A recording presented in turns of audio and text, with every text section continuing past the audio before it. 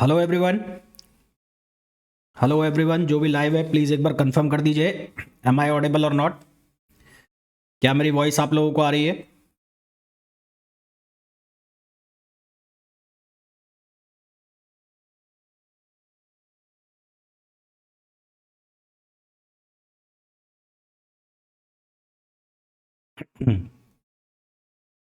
Clear है सभी को?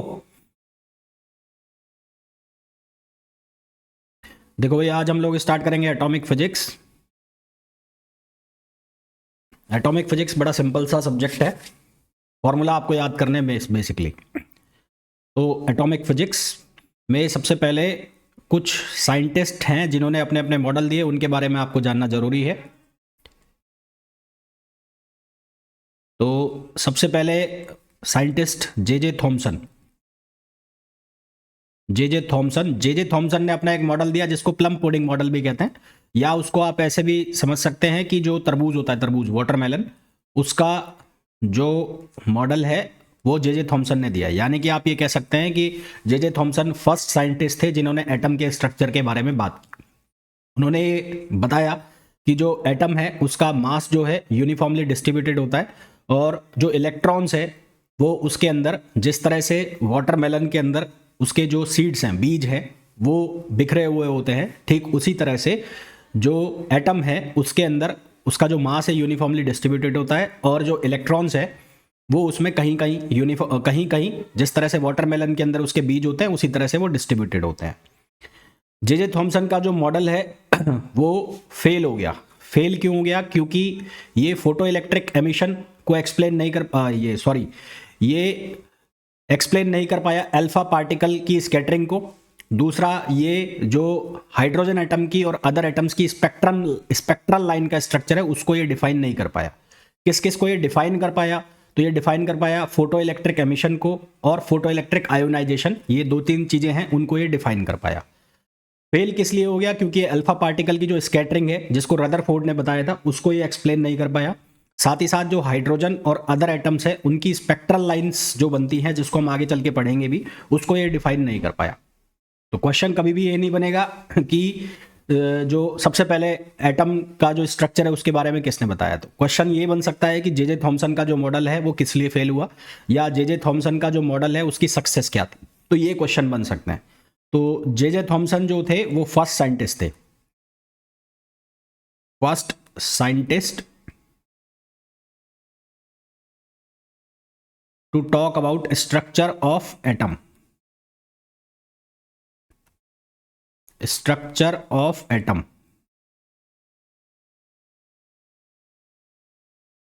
ठीक है, इनके अकॉर्डिंग क्या था? इनके अकॉर्डिंग जो एटम है उसके अंदर जो उसका मास है वो यूनिफॉर्मली डिस्ट्रीब्यूटेड है, और जो इलेक्ट्रॉन्स है, जिस तरह से वाटरमेलन के अंदर उसके सीड्स फैले हुए होते हैं, उसी तरह से क्या फैले होते हैं? इलेक्ट्रॉन्स फैले हुए होते हैं।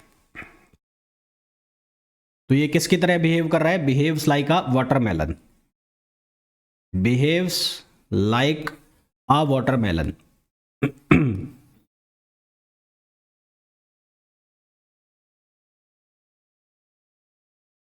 वाटरमेलन, इसके सक्सेस क्या थी? सक्सेस क्या थी? ये फोटो इलेक्ट्रिक एमिशन को इसने डिफाइन कर दिया, photo electric emission.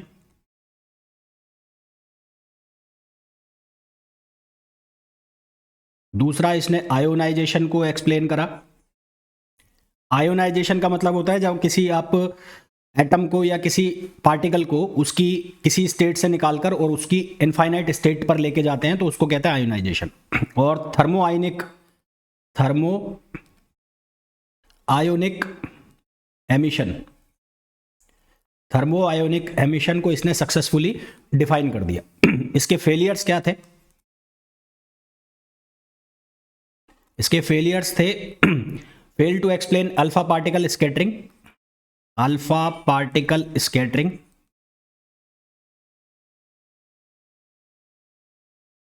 Fail to explain fail to explain spectral line, spectral line of H2 atom and another atoms, another atoms. ठीक है, ये मेनली आपको याद होने चाहिए, ये जो चीजें हैं फेलियर्स और सक्सेस, ये इसके याद होने चाहिए। यहां तक क्लियर है सभी को?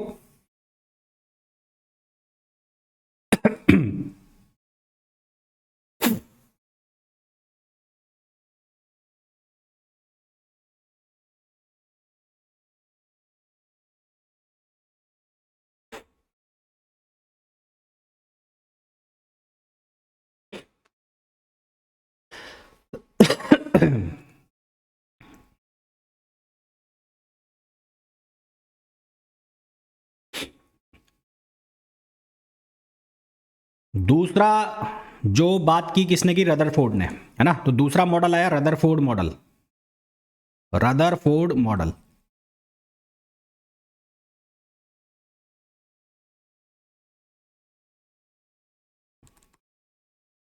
तो रदरफोर्ड मॉडल आप जानते हैं, अल्फा स्कैटरिंग वाला मॉडल जो है, अल्फा स्कैटरिंग। डायग्राम में एक बार निकाल लेता हूं।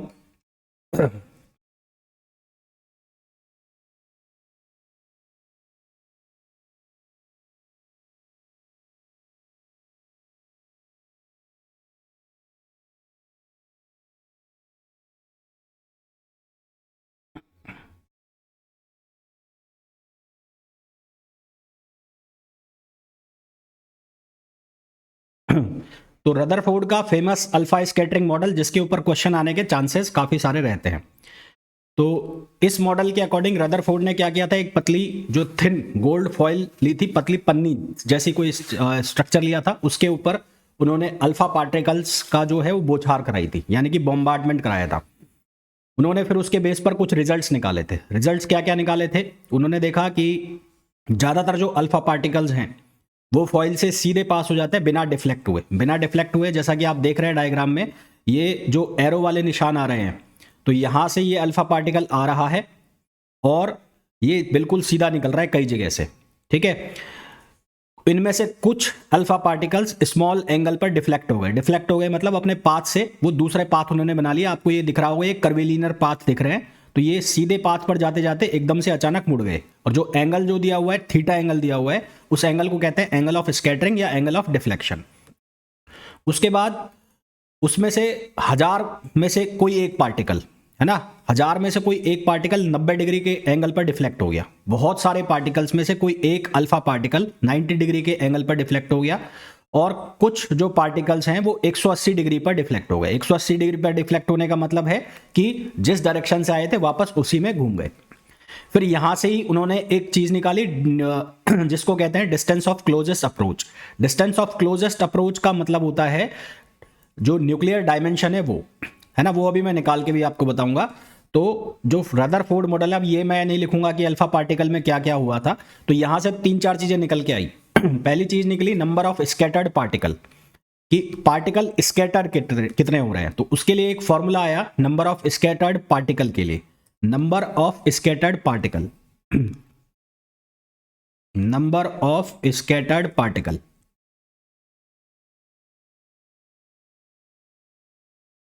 n proportional to 1/sin4 theta by 2। जहां थीटा क्या स्कैटरिंग एंगल है, याद कर लेना, इसके ऊपर ऑब्जेक्टिव क्वेश्चन बनते हैं। इसके ऊपर ऑब्जेक्टिव क्वेश्चन बनते हैं, याद होना चाहिए फॉर्मूला। यानी कि अगर इन दोनों में डायग्राम देखा जाए, इन दोनों में अगर ग्राफ बनाया जाए, graph number of particles, n मतलब है नंबर ऑफ पार्टिकल्स और स्कैटरिंग एंगल, तो ये जो ग्राफ है कुछ इस तरह का ग्राफ बन रहा है ना। जो ये कर्व है एक्सपोनेंशियली ये क्या कर रहा है, डिक्रीज हो रहा है। n का मतलब है नंबर ऑफ पार्टिकल्स और थीटा क्या है, डिफ्लेक्शन एंगल। ठीक, यहां तक बात क्लियर सभी को?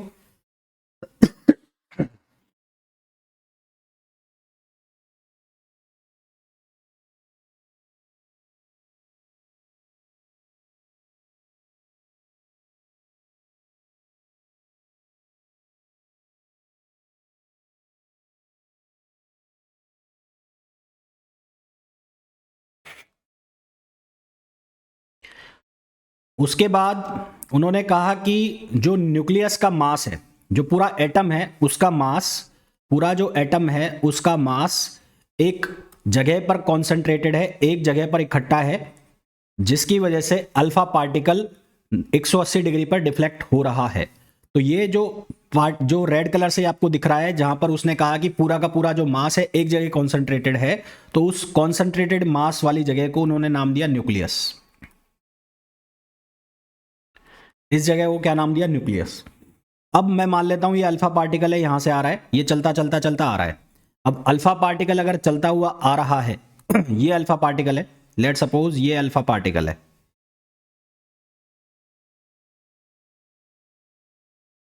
ये अल्फा पार्टिकल है, ये चल के आ रहा है, तो ऑब्वियस सी बात है इसके पास काइनेटिक एनर्जी होगी। ये चल के आ रहा है तो ऑब्वियस सी बात है इसके पास काइनेटिक एनर्जी होगी।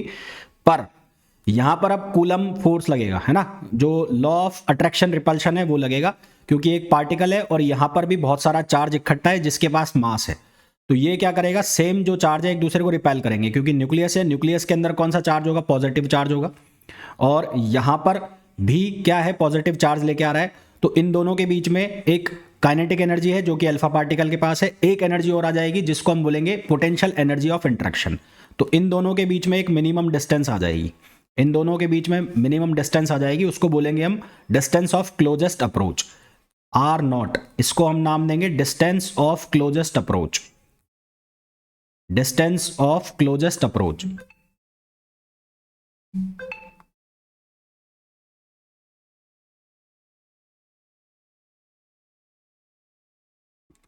Distance of closest approach.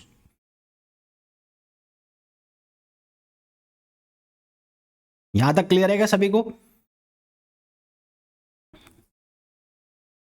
तो इसके ऊपर हमें क्वेश्चन पूछा जाता है, तो यहां होता क्या है, kinetic energy of alpha particle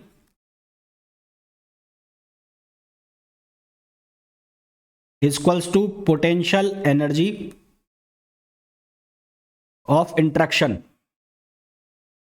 of interaction.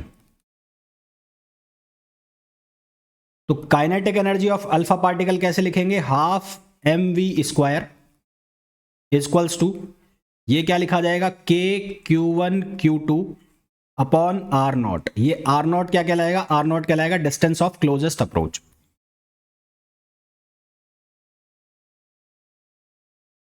इसको क्या लिखेंगे? Distance of closest approach.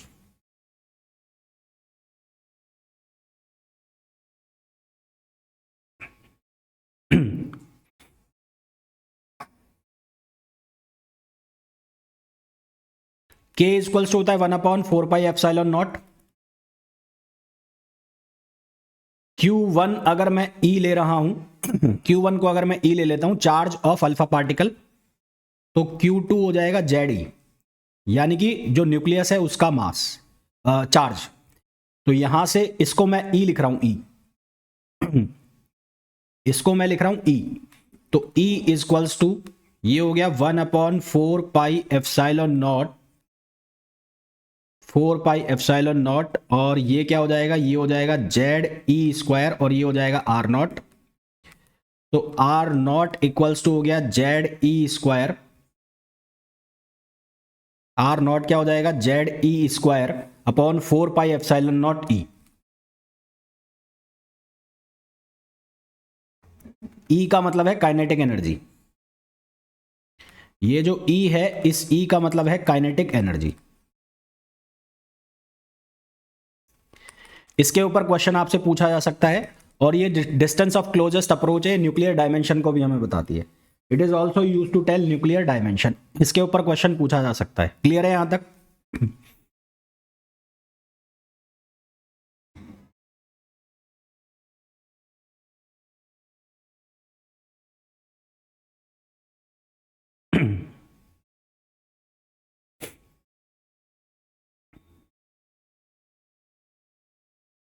हाँ ना, बोलते जाओ भाई।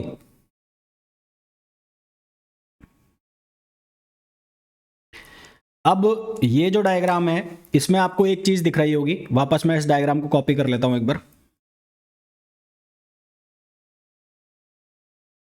इस डायग्राम में आपको एक चीज और दिख रही होगी, ये दिख रहा होगा आपको बी,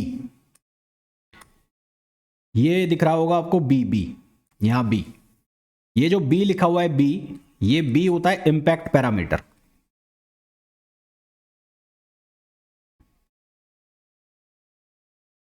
इम्पैक्ट पैरामीटर।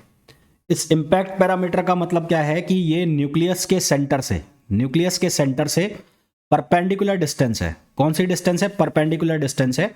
और वो डिस्टेंस है जब न्यूक्लियस के पास से पार्टिकल गुजर रहा है, न्यूक्लियस के पास से पार्टिकल जब निकल रहा है और वो डिफ्लेक्ट हो जाता है, न्यूक्लियस के पास से पार्टिकल निकल रहा है और वो डिफ्लेक्ट हो जाता है, तो वो जो डिस्टेंस है परपेंडिकुलर डिस्टेंस, उसको हम कहते हैं इम्पैक्ट पैरामीटर। तो इम्पैक्ट पैरामीटर क्या है? Perpendicular distance of velocity vector of alpha particle from the centre of nucleus, जहां से वो डिफ्लेक्ट हो जाता है, उसको हम नाम देते हैं इम्पैक्ट पैरामीटर। तो इम्पैक्ट पैरामीटर क्या है? Perpendicular distance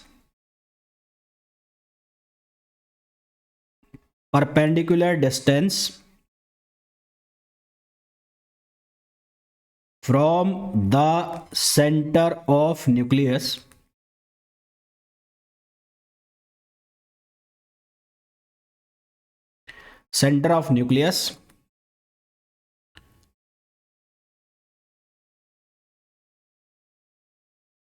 to the velocity vector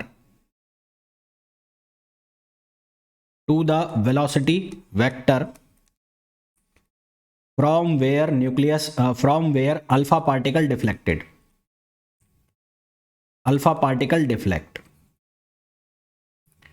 तो ये जो b है, इस b की वैल्यू लिखी जाती है, कैसे लिखी जाती है? इस b की वैल्यू ZE², इस b की वैल्यू लिखी जाती है ZE²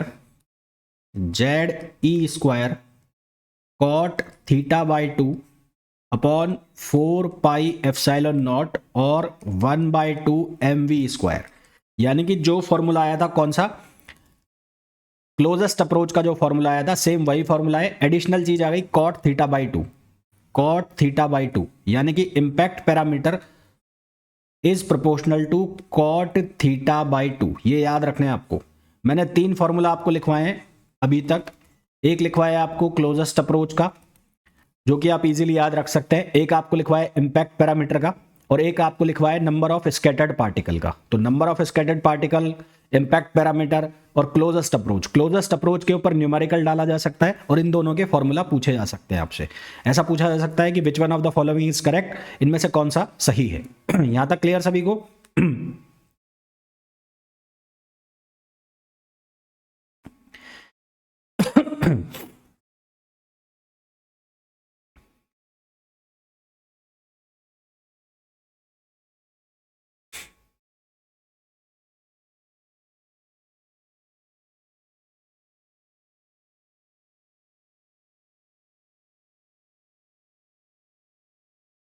बाकी सभी बताओ भाई।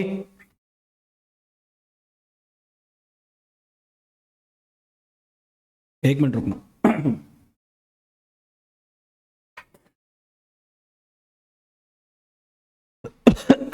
देखिए भाई, फिर उसके बाद यदि T को मैं मान लूं कि थिकनेस ऑफ फॉइल है, और N में मान लूं कि number of particle, alpha particles जो कि स्कैटर्ड हो रहे हैं, तो फॉर पर्टिकुलर डायरेक्शन N/T की जो वैल्यू है वो हमेशा क्या रहेगी? कांस्टेंट रहेगी।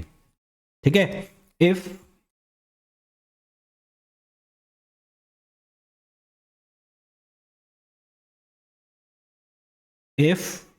T is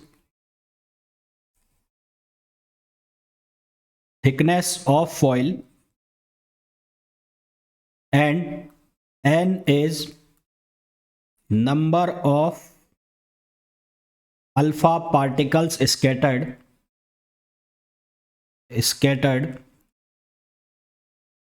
then for particular direction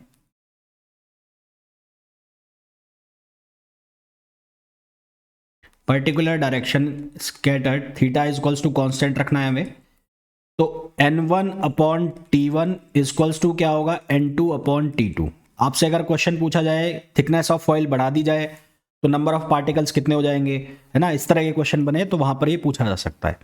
इसके बाद जब ये रदरफोर्ड मॉडल या रदरफोर्ड एक्सपेरिमेंट हो गया, तो उसके बाद कुछ रिजल्ट्स निकले। रिजल्ट्स क्या निकले? कि जो न्यूक्लियस का मास है वो एक जगह पर कॉन्सेंट्रेटेड है, उस जगह को कहा जाता है न्यूक्लियस। न्यूक्लियस का जो मास है वो एक पर्टिकुलर जगह पर कॉन्सेंट्रेटेड है और उस जगह को कहा जाता है न्यूक्लियस। दूसरा कि न्यूक्लियस की जो डायमेंशन है वो यहां से हम निकाल पाए, न्यूक्लियस की डायमेंशन, डायमेंशन का मतलब है उसकी रेडियस निकल के आई 10⁻⁻15 मीटर। न्यूक्लियस का साइज अप्रोक्सीमेटली लिया जाता है 10⁻⁻15 मीटर यानी कि 1 फर्मी, जबकि एटम का जो साइज है वो लिया जाता है 10⁻⁻10 मीटर, 10⁻⁻10 मीटर। उसके बाद क्योंकि न्यूक्लियस का मास एक जगह पर कॉन्सेंट्रेटेड है जिसको हम न्यूक्लियस कह रहे हैं, तो बाकी का जो एरिया है न्यूक्लियस का या एटम का वो खाली है, और उस खाली एरिया में जो इलेक्ट्रॉन्स हैं वो शेल्स के अंदर रिवॉल्व करते रहते हैं। जिस तरह से सन के चारों तरफ उसके जो प्लैनेट्स हैं वो रिवॉल्व करते रहते हैं, उसी तरह से न्यूक्लियस के चारों तरफ इलेक्ट्रॉन्स क्या करते रहते हैं, रिवॉल्व करते रहते हैं। क्लियर है यहां तक?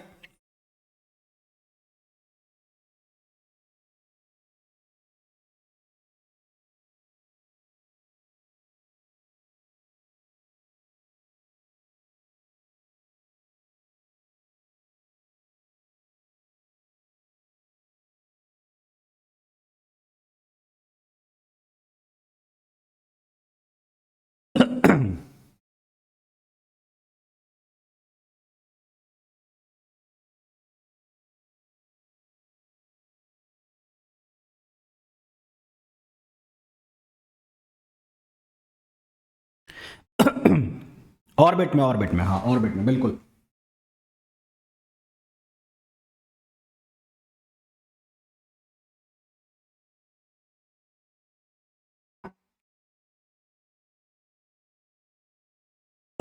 फिर आए इसके ड्रॉबैक्स,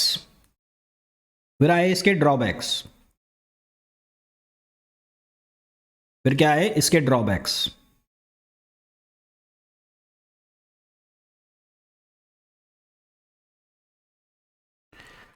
ड्रॉबैक्स में सबसे पहला क्या आया कि रदरफोर्ड ने कहा कि न्यूक्लियस के चारों तरफ जो इलेक्ट्रॉन्स हैं वो रिवॉल्व करते रहते हैं इन ऑर्बिट्स, है ना, ऑर्बिट्स के अंदर रिवॉल्व करते रहते हैं। तो according to classical electrodynamics, classical electrodynamic theory ये कहती है कि एक्सेलरेटेड चार्ज पार्टिकल, कोई भी जो एक्सेलरेटेड चार्ज पार्टिकल है वो कंटिन्यूअसली एनर्जी को रेडिएट करता है। और रदरफोर्ड ये कह रहा है कि ये लगातार चारों तरफ घूम रहे हैं। अब लगातार चारों तरफ जब ये घूम रहे हैं तो ये घूमते घूमते घूमते घूमते कहाँ आ जाएंगे, किसके पास आ जाएंगे, ये न्यूक्लियस के पास आ जाएंगे। क्यों? क्योंकि ये एनर्जी को रेडिएट कर रहे हैं। एनर्जी को रेडिएट करेंगे तो इनकी एनर्जी लगातार कम होती जाएगी, कम होती जाएगी, तो ये घूमते घूमते घूमते कहाँ पर आ जाएंगे, न्यूक्लियस के अंदर चले जाने चाहिए, है ना, न्यूक्लियस के अंदर चले जानी चाहिए। यानी कि एक लाइन में बोलूं तो जो स्टेबिलिटी ऑफ एटम है ये उसको एक्सप्लेन नहीं कर पाया। क्यों? क्योंकि एनर्जी रेडिएशन के अकॉर्डिंग न्यूक्लियस जो एटम है उसका साइज लगातार छोटा होता जाएगा, छोटा होता जाएगा, और एक टाइम पर न्यूक्लियस और एटम दोनों एक ही बन जाएंगे। क्यों? क्योंकि जो आउटर मोस्ट लेयर है वो खत्म होती चली जाएगी। तो स्टेबिलिटी ऑफ एटम को ये डिफाइन नहीं कर पाया, ठीक है, एटम स्टेबिलिटी ऑफ एटम को ये डिफाइन नहीं कर पाया। तो fail to explain stability of atom, fail to explain stability of atom. दूसरा, इसने जो स्पेक्ट्रम बनाया, अलग अलग एटम्स का जो स्पेक्ट्रम बनाया वो इसने कंटिन्यूअस बनाया, जबकि प्रैक्टिकली जो स्पेक्ट्रम होता है एटम्स का, जो हम आगे चल के देखेंगे भी, वो लाइन स्पेक्ट्रम होता है, ठीक है। तो according to this model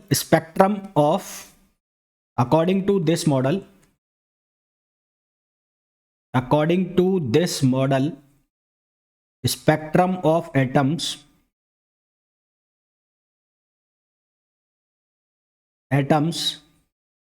are continuous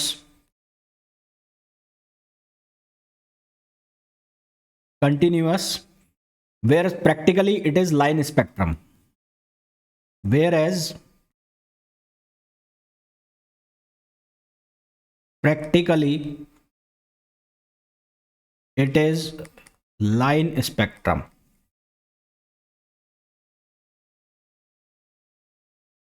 ठीक है, ये कैसा स्पेक्ट्रम होता है, लाइन स्पेक्ट्रम होता है। और साथ ही साथ ये न्यूक्लियस के बाहर इलेक्ट्रॉन्स के डिस्ट्रीब्यूशन को नहीं समझा पाया। It is fail to explain, it is failed to explain distribution of electrons. It is failed to explain distribution of electrons outside the nucleus.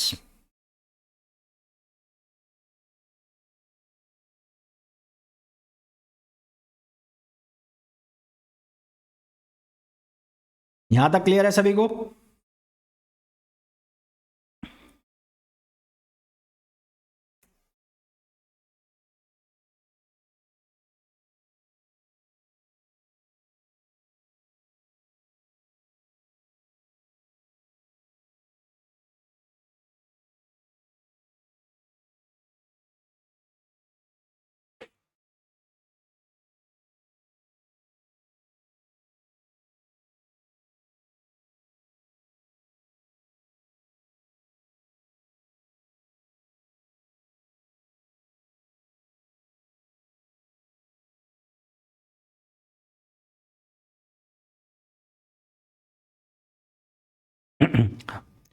तो इसके बाद पहला मॉडल हो गया जे थॉमसन का, उसके बाद हो गया रदरफोर्ड का, और अब आएगा कौन सा? Bohr's model.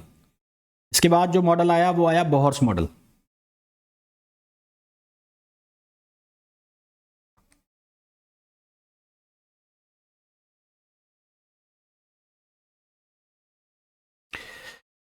बोहर्स मॉडल की दो पोस्टुलेट आई। सबसे पहले तो ये वैलिड है किसके लिए? हाइड्रोजन एटम और हाइड्रोजन लाइक एटम।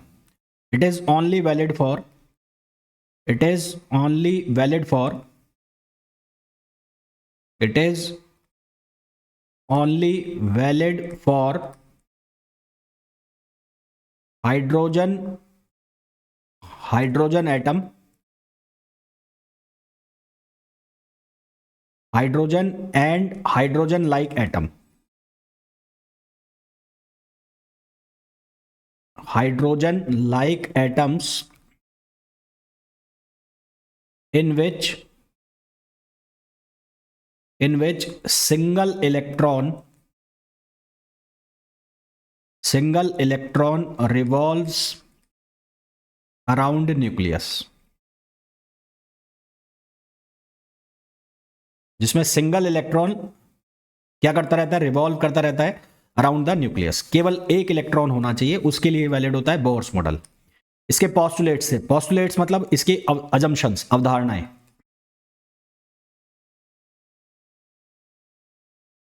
इसके पोस्टुलेट्स थे। पोस्टुलेट पहला, इसका पहला अजम्पशन था कि जो इलेक्ट्रॉन्स है वो रिवॉल्व करते हैं नॉन रेडिएटिंग ऑर्बिट्स में। नॉन रेडिएटिंग का मतलब हो गया जिनको स्टेशनरी ऑर्बिट्स भी कहते हैं, जिनके अंदर एनर्जी का रेडिएशन नहीं होता। ठीक है, और ये जो ऑर्बिट्स हैं इनका जो एंगुलर मोमेंटम होता है, ये जो ऑर्बिट्स है इनका जो टोटल एंगुलर मोमेंटम होता है वो होता है NH cut upon pi. NH cut यानी कि NH अपॉन 2 पाई, जहां N जो होता है वो इंटीग्रल मल्टीपल होता है। क्या होता है? इंटीग्रल मल्टीपल होता है। तो पहला पोस्टुलेट था कि electron revolve around nucleus, electron revolve around nucleus in non-radiating orbits called stationary orbits. Stationary orbits, and total for which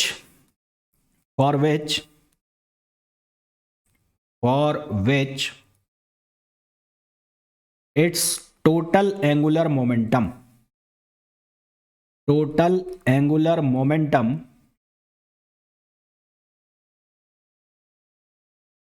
is integral multiple of total angular momentum is integral multiple of h cut.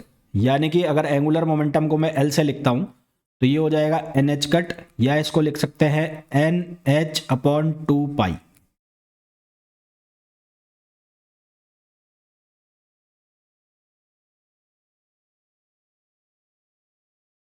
और एक angular momentum हम ये भी पढ़ते हैं M v are, तो हम इन दोनों को इक्वल करेंगे आगे चल के और एक फॉर्मूला बनाएंगे।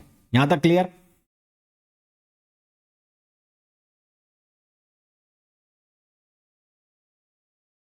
एन जो होता है एन वो प्रिंसिपल क्वांटम नंबर होता है। एन की जो वैल्यू है 1 2 3 एंड सो ऑन, और यहां जो एन है वो होता है principal quantum number.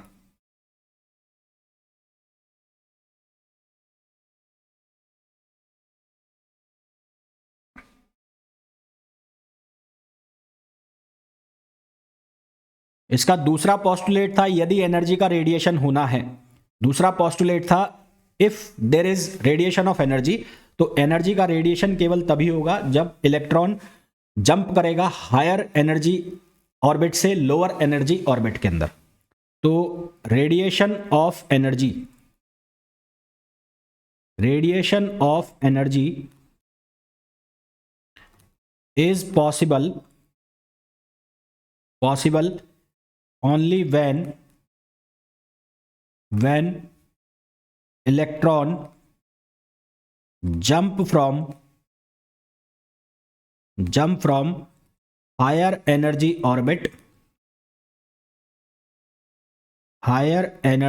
orbit to lower energy orbit।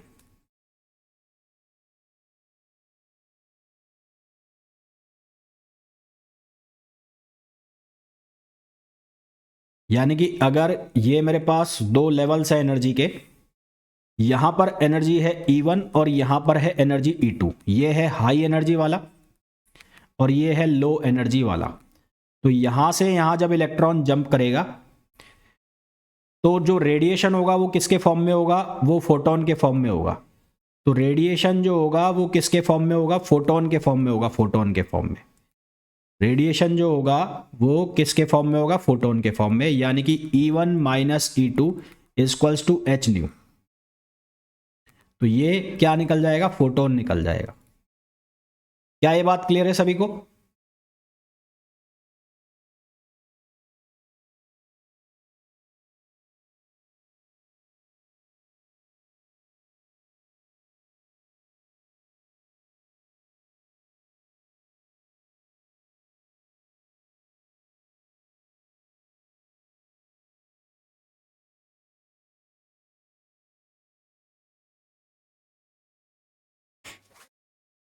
और यदि जंप करके लो से हाई में जाता है, इफ ये वाली पॉसिबिलिटी आती है कि ये लो से जंप करके कहां जाता है? हाई में जाता है।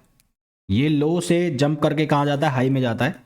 तो उस केस में same amount of energy absorb हो जाएगी, सेम अमाउंट फोटोन नहीं आएगा। If it goes from low to high, energy level,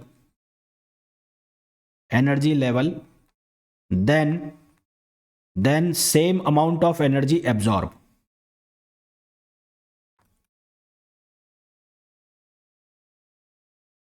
तो सेम अमाउंट ऑफ एनर्जी जो है वो क्या हो जाएगी? एब्जॉर्ब हो जाएगी। यहां तक क्लियर भाई सभी को?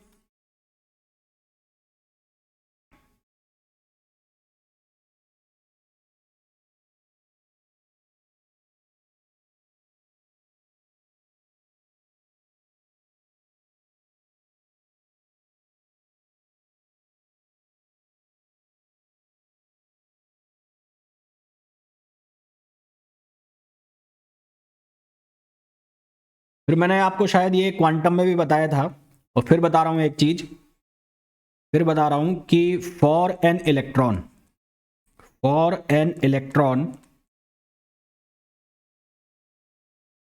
To revolve in nth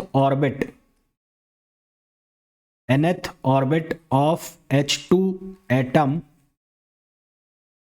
the circumference of orbit, जो सरकमफेरेंस ऑफ ऑर्बिट है 2πr n should be equals to n lambda, जहां लैम्बडा जो होता है वो होता है डी ब्रोगली वेवलेंथ, जहां लैम्बडा जो होता है वो होता है डी ब्रोगली वेवलेंथ।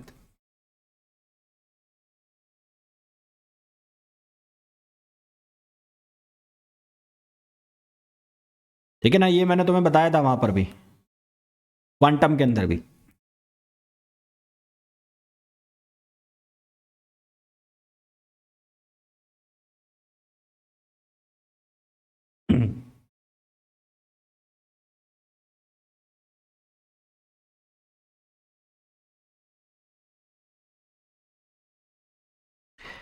अब बोहर्स थ्योरी के बेस पर काफी सारे फॉर्मूला प्रिपेयर किए गए, वो फॉर्मूला आपको याद होने चाहिए क्वेश्चन अगर करने हैं तो सबसे पहला आया formula radius of orbit, radius of orbit. तो रेडियस ऑफ ऑर्बिट निकालने के लिए हमने दो चीजों का यूज किया, क्योंकि इलेक्ट्रॉन्स लगातार रिवॉल्व कर रहे हैं न्यूक्लियस के चारों तरफ, तो दो फोर्स लगेंगे, एक लगेगा कौन सा फोर्स, कूलम फोर्स, और एक लगेगा सेंट्रीपिटल फोर्स, यानी कि ये कहानी होने वाली है।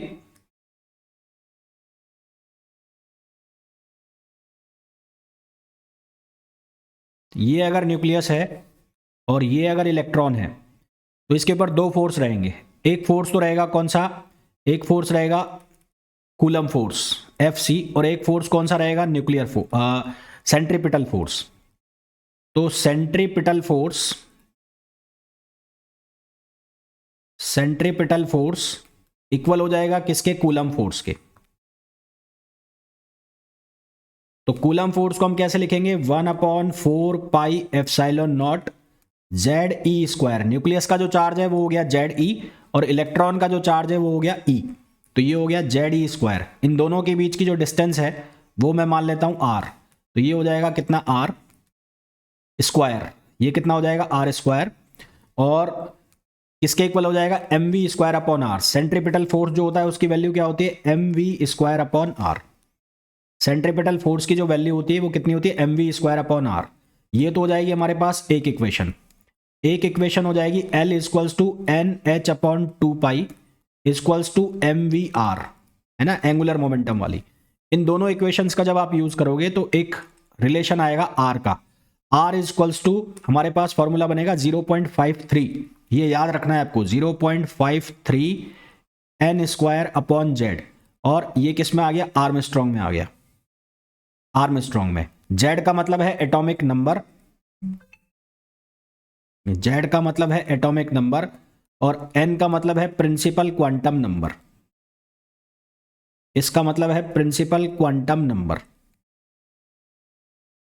इन दोनों के बीच में यदि ग्राफ प्लॉट किया जाए, किस किस के बीच में, आर और एन के बीच में, यदि आर और एन के बीच में ग्राफ प्लॉट किया जाए तो वो ग्राफ कुछ इस तरह से बनेगा।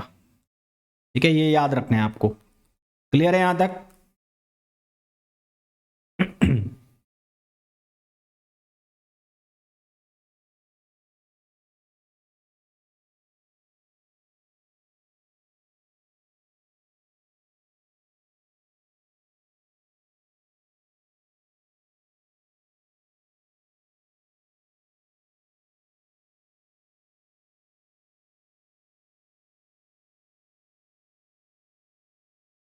तो अगर मैं बोलूं for inner most orbit, for inner most orbit of hydrogen atom,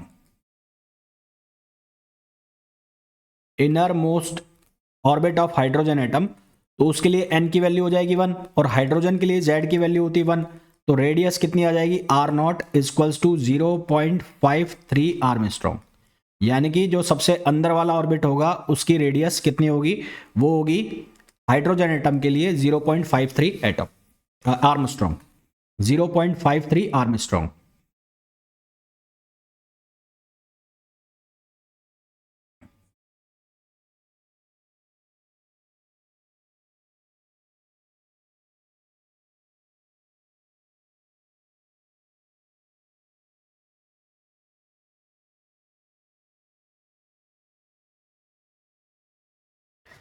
second जो फॉर्मूला निकाला गया यहां पर वो निकाला गया speed of electron.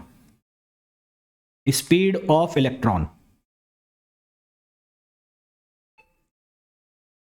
Speed of electron का जो फॉर्मूला बना वो बना C/137 Z/n। ये फॉर्मूला यहीं से बने जो ऊपर हमारे पास रिलेशन चल रहे हैं, दो दो हमारे पास इक्वेशन है। R is proportional to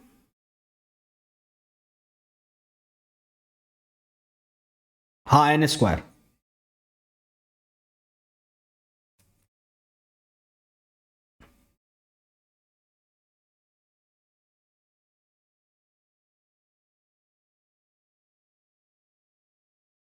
Z/n, और इसको अगर आप सिंप्लीफाई करते हैं, V का मतलब है, C का मतलब है स्पीड ऑफ लाइट, तो ये हो जाता है 2.2 इंटू 10⁻6 Z/n। 2.2 into 10⁻6, 10⁻6 8, 10 power.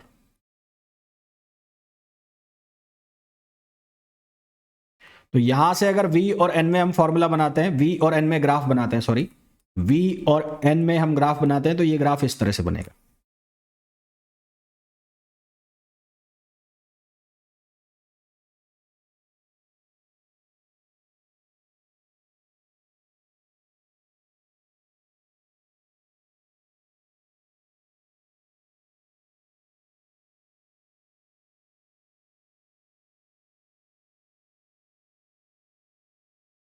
अब भाई यहां तक क्लियर है सभी को?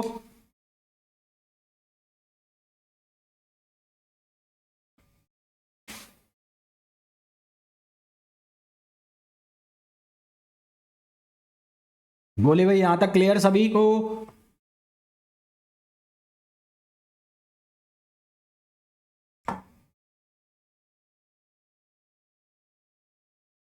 अब इन दो फॉर्मूला के बेस पर हम और भी फॉर्मूला बना सकते हैं। जैसे कि एक फॉर्मूला बना रहा हूं मैं एंगुलर फ्रीक्वेंसी का, एक फॉर्मूला बना रहा हूं मैं एंगुलर फ्रीक्वेंसी का।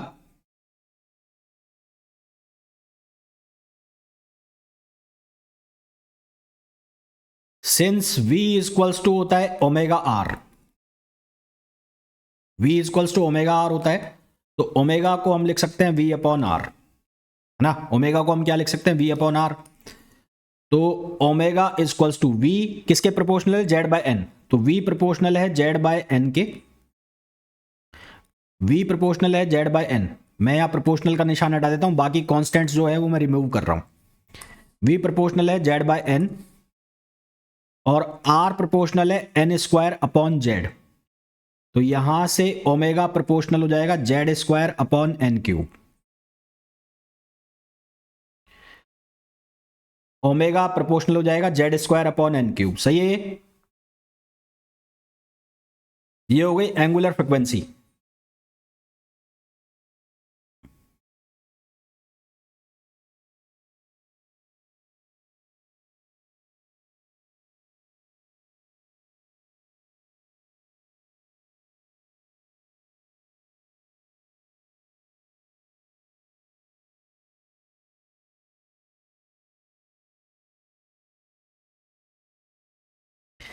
सिंस ओमेगा इक्वल्स टू होता है 2πf, since omega equals to होता है 2πf, तो f प्रोपोर्शनल हो जाएगा Z²/n³।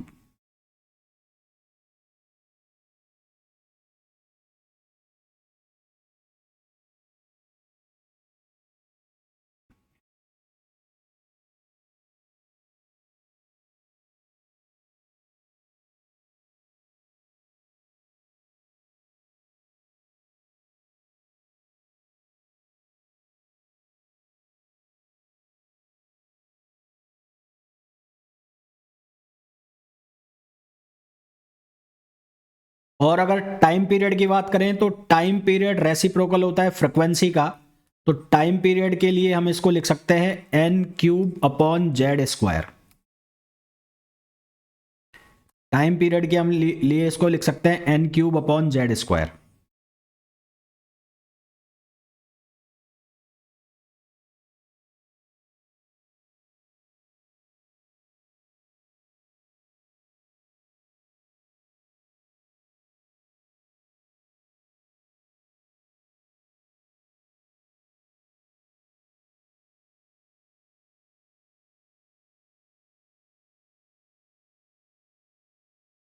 यहां तक क्लियर सभी को?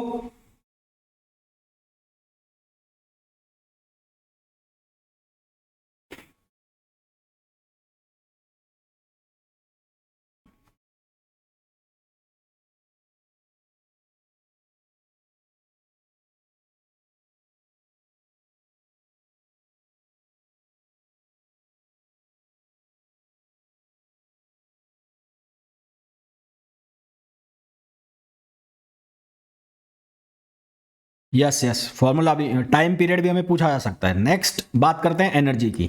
एनर्जी,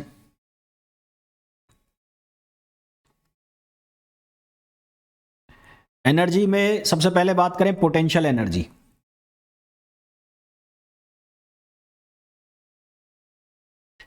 पोटेंशियल एनर्जी को लिखा मैंने पी से, या फिर इसको लिख सकते हैं यू से।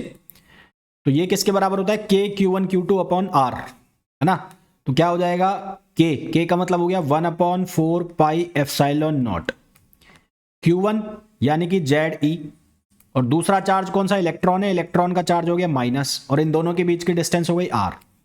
तो पोटेंशियल एनर्जी जो हो गई minus z e square upon 4 pi epsilon naught r, या फिर आप इसको ऐसे भी लिख सकते हैं minus k z e square upon are naught या आर। तो ये हो गई पोटेंशियल एनर्जी। ये कौन सी एनर्जी हो गई? Potential energy.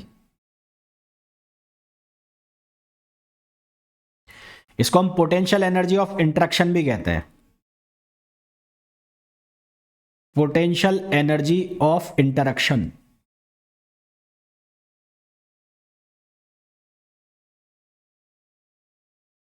ये पोटेंशियल एनर्जी आ गई। सेकंड हमें निकालनी होती है कौन सी एनर्जी? Kinetic energy. सेकंड हमें निकालनी होती है कौन सी energy? Kinetic energy. Kinetic energy जो है उसको हम लिखते हैं हाफ एम वी स्क्वायर से। किससे लिखते हैं? Half M we square, kinetic energy को। ठीक है, काइनेटिक एनर्जी को हम किससे लिखते हैं? Half M we square.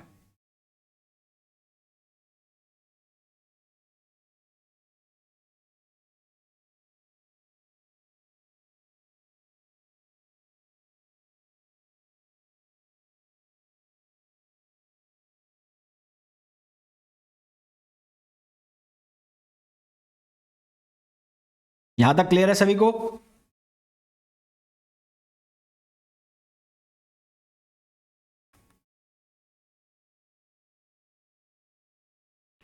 अब since we know that mv square upon r is equals to k ze square upon r square, k ze square upon r square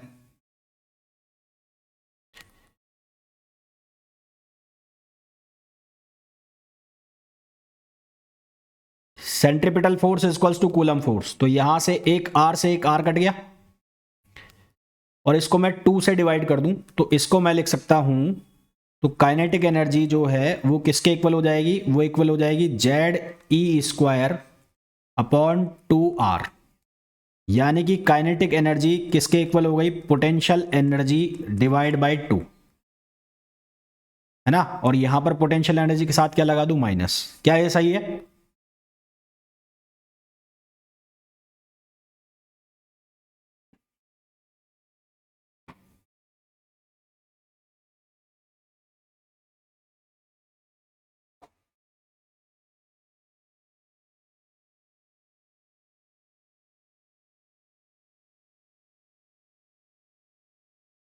total जो एनर्जी होती है, total energy, के का मतलब तो 1/4 पाई epsilon not ही होता है ना यार। के तो फिक्स वैल्यू है।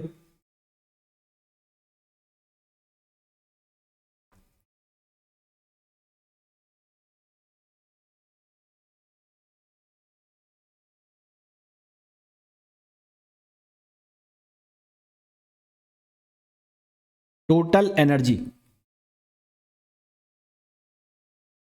टोटल एनर्जी जो है वो किसके इक्वल होगी? Kinetic energy plus potential energy. तो टोटल एनर्जी की वैल्यू काइनेटिक एनर्जी कितनी हो गई? माइनस पीई बाई 2,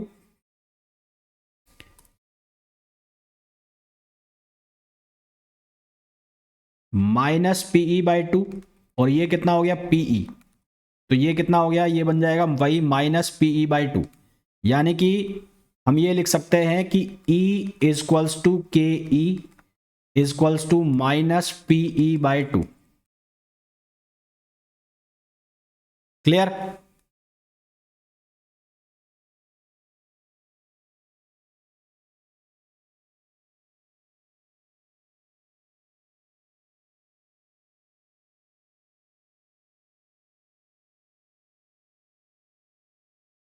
और यहां से फॉर्मूला जो हमारे पास बन के आ रहा है एनर्जी का, वो क्या बन गया, minus k z e square upon 2RN।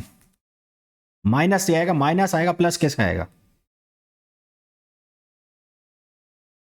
हाँ हाँ ठीक है ठीक है, प्लस प्लस प्लस प्लस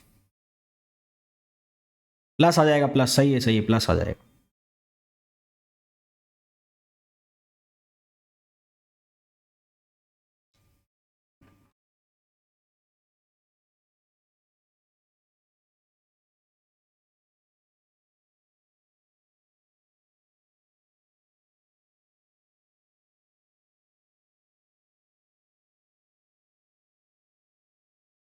ठीक है, तो हमारे पास जो फॉर्मूला बनेगा, अब मैं अगर पोटेंशियल एनर्जी की वैल्यू लिख देता हूं तो minus k z e square upon 2RN, और इसको जब हम सिंप्लीफाई करते हैं तो हमारे पास एक फॉर्मूला बनता है माइनस आर सी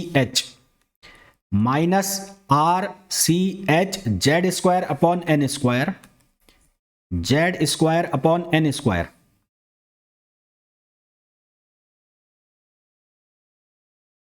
Z square upon n square.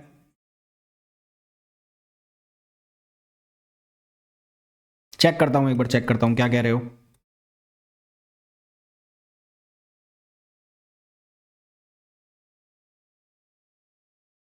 हाँ 1/2 के, हाँ के भी आएगा, के भी आएगा, ठीक है ठीक है।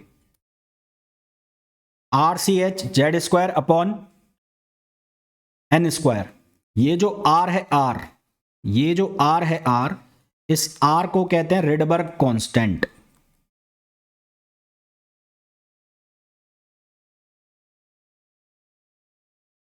इस आर को नाम दिया जाता है रिडबर्ग कांस्टेंट, रिडबर्ग कांस्टेंट। इसकी वैल्यू फिक्स होती है, इसकी वैल्यू होती है आर की 1.09 इंटू 10⁻7, 1.09 इंटू 10⁻7 पर मीटर, पर मीटर। और कई बार इसकी न्यूमेरिकल वैल्यू भी पूछ ली जाती है, तो ये बनता है m⁻4, m⁻4 upon 8 epsilon naught square c h cube, epsilon naught square c h cube. कभी कभार पूछ ले तो याद रखना, सी एच क्यूब। और ये कहलाता है रिडबर्ग कांस्टेंट। इसको जब हम सॉल्व करते हैं तो यहां से हमारे पास फॉर्मूला बनता है -13.6 z square upon n square electron volt, -13.6 z square upon n square electron volt. और इन तीनों को जब मैं मिला देता हूं, ये आर सी एच, सी का मतलब है स्पीड ऑफ लाइट, एच का मतलब है प्लांक कांस्टेंट, तो इसको कहा जाता है रिडबर्ग एनर्जी।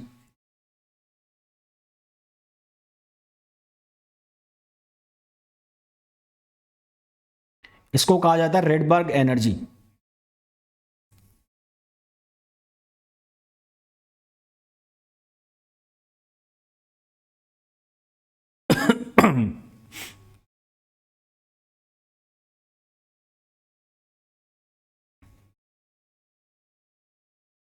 तो ये फॉर्मूला याद रखने, तुम्हें अगर क्वेश्चन सॉल्व करने हैं तो उसके लिए फॉर्मूला याद रखने पड़ेंगे।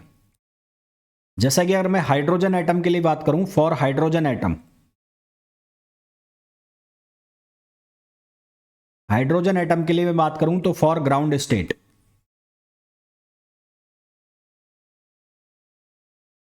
ग्राउंड स्टेट के लिए n इक्वल्स टू हो जाएगा 1, तो इसकी जो एनर्जी है ग्राउंड स्टेट पर वो कितनी हो जाएगी, -13.6 electron volt. For n equals to 2, n equals to 2 यानी कि फर्स्ट एक्साइटेड स्टेट, तो फर्स्ट एक्साइटेड स्टेट में हो जाएगी -3.4 इलेक्ट्रॉन वोल्ट। ये कुछ याद रखना, डेटा याद रखना है सीधा, -3.4 इलेक्ट्रॉन वोल्ट ये किसके लिए, फर्स्ट एक्साइटेड स्टेट। फिर अगर हम बात करें फॉर n इक्वल्स टू 3, ये हो जाएगी सेकेंड एक्साइटेड स्टेट। तो इसमें जो एनर्जी है वो कितनी लिखी जाएगी, वो लिखी जाएगी -1.51 इलेक्ट्रॉन वोल्ट। ये याद रखना है आपको। यहां तक क्लियर है सभी को?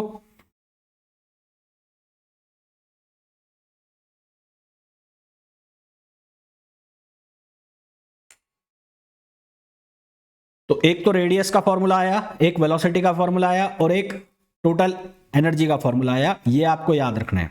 अब कल का जो लेक्चर होगा उसमें सबसे पहले तो हम कुछ क्वेश्चंस करेंगे, उसके बाद हम हाइड्रोजन एटम का स्पेक्ट्रम देखेंगे, स्पेक्ट्रम ऑफ हाइड्रोजन एटम किस तरह से जंप हो रहा है, स्पेक्ट्रल लाइन किस तरह से बन रही है, वो कल के लेक्चर में हम देखेंगे और परसों फिर उसके हम क्वेश्चंस भी सॉल्व करेंगे।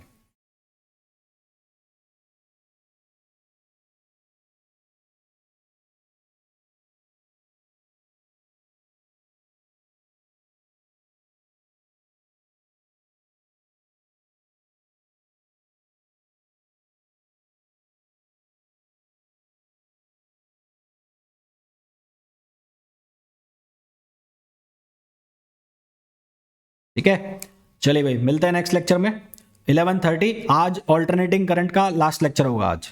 ठीक,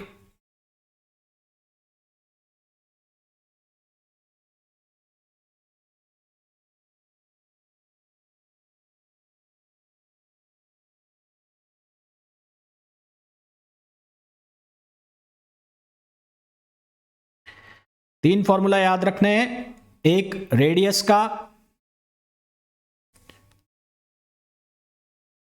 यार रिवाइज तो तुम उसको देख लेना उस पे। सबसे पहले हमने बात की थी जे थॉमसन मॉडल की। ये फेल क्यों हुआ ये मैंने बता दिया, जे थॉमसन, क्योंकि ये अल्फा पार्टिकल स्कैटरिंग को नहीं एक्सप्लेन कर पाया और उसके अलावा ये जो स्पेक्ट्रम है, जो अलग अलग एटम्स का स्पेक्ट्रम है, उसको एक्सप्लेन ये नहीं कर पाया। फिर बात करें हम रदरफोर्ड मॉडल की, तो रदरफोर्ड मॉडल में हमने सबसे पहले ये निकाला कि नंबर ऑफ स्कैटर्ड पार्टिकल जो है उसका फॉर्मूला क्या होता है।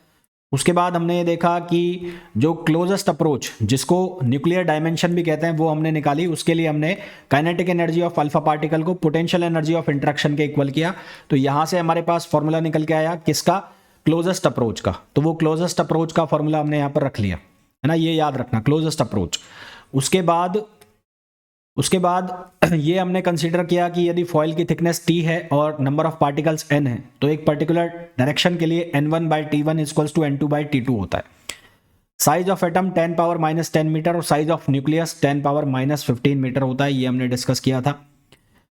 यहां से ये हमने इंपैक्ट पैरामीटर का फॉर्मूला लिखा था। इंपैक्ट पैरामीटर वो परपेंडिकुलर डिस्टेंस होती है जो अल्फा पार्टिकल उसके सबसे नज़दीक पहुंच के और फिर 90 डिग्री जो डिफ्लेक्ट कर जाता है, तो वो परपेंडिकुलर डिस्टेंस को हम क्या बोलते हैं, इंपैक्ट पैरामीटर बोलते हैं। उसका फॉर्मूले में हमने देखा कि जो क्लोजेस्ट अप्रोच का फॉर्मूला है उसको मल्टीप्लाई कर दिया किससे, cot θ/2 से, यानी कि जो इंपैक्ट पैरामीटर है वो cot θ/2 के प्रोपोर्शनल होता है।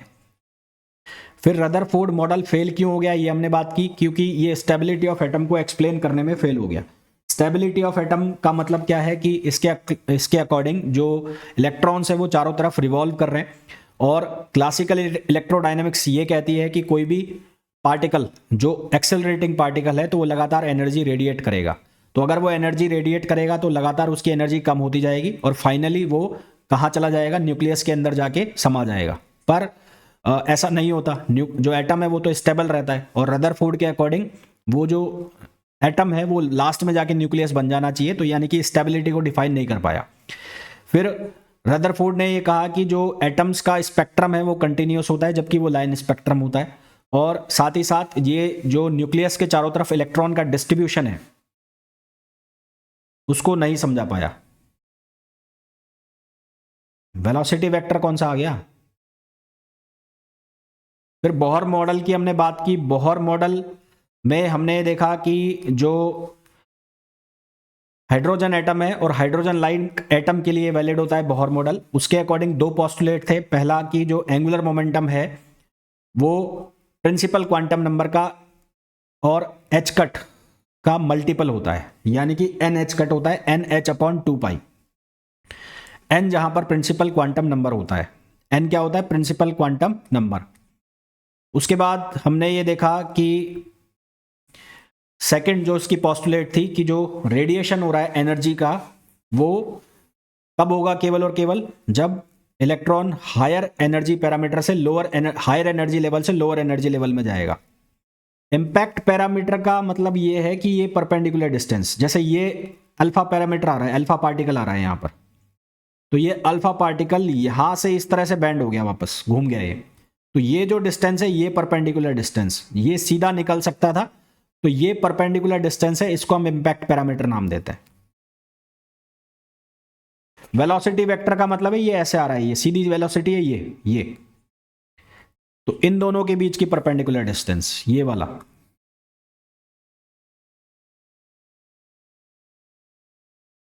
और उसके बाद फिर हमने ये जो फॉर्मूला बने थे बोहर्स एटॉमिक मॉडल के ऊपर, ये फॉर्मूला सारे के सारे हमने देखे, जिसमें मेन जो फॉर्मूला आया वो रेडियस का, वेलोसिटी का और एनर्जी का फॉर्मूला आया। रेडियस, वेलोसिटी और एनर्जी का फॉर्मूला आया, जो आपको याद रखना है। ठीक है, तो भाई अब मिलेंगे हम कल के लेक्चर में और एटॉमिक फिजिक्स के साथ। इसके अलावा 11:30 बजे जो लेक्चर होगा ऑल्टरनेटिंग करंट का, वो आज आखिरी लेक्चर होगा। फिर कल से हम दूसरा EM वेव्स जो है उसको स्टार्ट करेंगे। तो नेक्स्ट लेक्चर में मिलते हैं।